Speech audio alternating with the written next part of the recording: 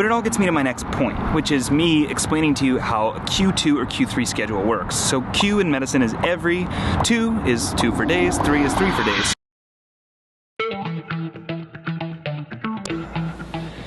Should 24-hour shifts even be allowed anymore? We're going to talk about it today.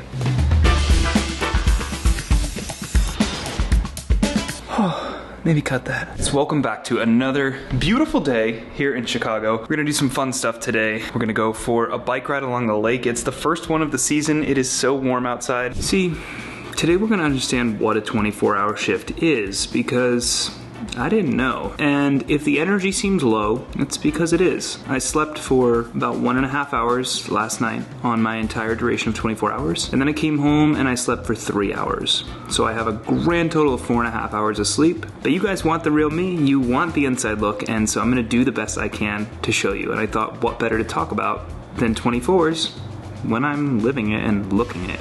You see, the 24-hour shift is actually based on the idea of call. But what is call? Because before residency, I didn't understand any of this. And so let me try and break it down. I'm getting lightheaded and tired. I'm gonna sit down and break it down. So, the average shift, let's say in the nursing world, is 12 hours, in internal medicine is 12 hours. You come in at 7, you leave at 7. That makes sense. Then there's this idea of call, or night flow, where somebody has to cover the hospital overnight. Sometimes that's a specific person who's working 12 hours overnight, but sometimes, in my case, it's the same person for 24 hours. So it's considered call overnight, but you're really the only one there. You're still taking care of patients. Now, arguably the most common question I get is, can you sleep on a call shift? Well, in short, yeah, you can sleep, theoretically. I mean, that's how they get away with saying that you're working for 24 hours. But can and do are two different things, and I'll tell you more about how you sleep or how much you sleep, including the terms that you need to understand that I had no idea Q2, Q3, post-call, I didn't know any of those meant, so I'm gonna break it down. If you are a med student or someone who's in nursing or just in healthcare that wants to understand what we go through, we're gonna cover that.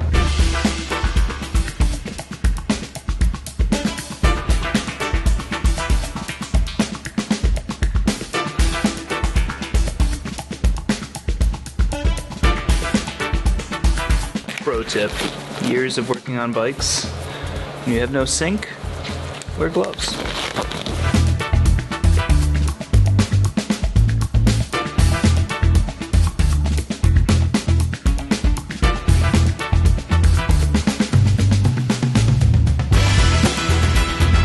So I guess one of the questions, do you sleep? The short answer is not really, because if you have to take admissions and you have to be responsible for phone calls that patients are calling, not even patients, but the nurses need your help, that's all you. And so you can theoretically lay down, but you're gonna get phone calls, you're gonna get admissions, you're gonna have to get up, so you don't sleep much.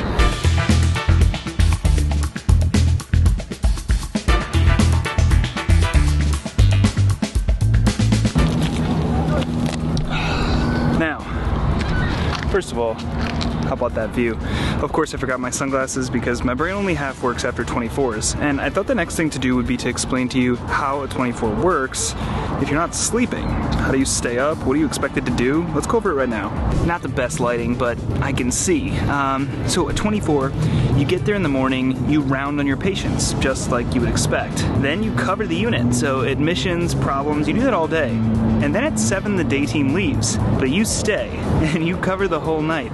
Admissions, cardiac arrests, rapid responses on the floor, that's all you. So as I mentioned earlier, you can technically sleep. If you get lucky and it's truly a quiet, which is a forbidden word, but a quiet night, well, then you get to sleep. But it's usually not. And so on average, I would say you get between 1 to 3 hours of sleep.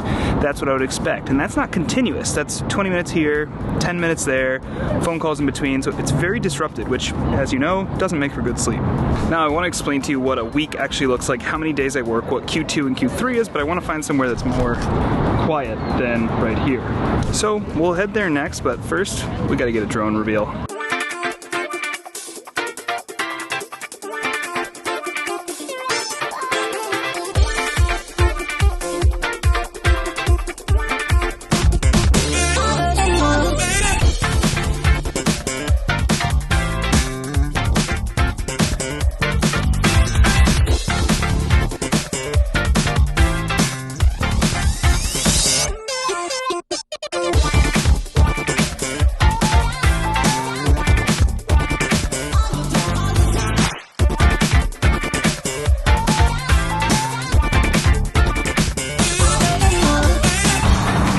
this point, you're probably thinking, gosh, this is strange. We're outside Soldier Field. This vlog has taken me to random places. But it all gets me to my next point, which is me explaining to you how a Q2 or Q3 schedule works. So Q in medicine is every, 2 is 2 for days, 3 is 3 for days. So if you're Q2, that means every second day, you're working 24 hours. If you're Q3, every third day. Let me show you my schedule on the screen right now. If I work on a Monday, that's 24 hours, and so Monday into Tuesday morning. That comes our first term, post-call, which is what I am now. Call being 24 hours, post-call being after you get off in the morning. Now, post-call can be considered a day off actually, and that's how you get Q2, because you worked a 24 on Monday, you were post-call on Tuesday, and you're back on Wednesday. So that means in that type of a week, I would work Monday, 24 hours, post-call Tuesday, Wednesday, 24 hours, post-call Thursday, Friday, 24 hours, post-call Saturday, and then I'd come back for Sunday for another 24. Now, obviously, I think you can figure that's pretty terrible. Now, Q3 isn't a whole lot better, but it at least gives you a day off. So if you work Monday, you're post-call Tuesday, you are totally off Wednesday. That is a free day to grocery shop and catch up on yourself. But you're back Thursday, so you worked Monday 24, post-call on Tuesday, completely off on Wednesday, back for a 24 on Thursday, post-call on Friday, completely off on Saturday, and then back for Sunday for a 24. So you get one entirely less call shift or 24 shift on a Q3 schedule, which is way better. Okay, so one of my favorite spots is just water and quiet, and there's not a lot of people here. If you learned anything from this video or enjoyed, please hit the thumbs up button and consider subscribing. 90% of you who watch our channel don't subscribe, and we've doubled down. We're putting all our effort on these vlogs, and I really hope that you like them. If you do, that's an easy way to show me that. But we're done with the asking for you to subscribe. I have more to say. The next question becomes what's better, 12 hours or 24?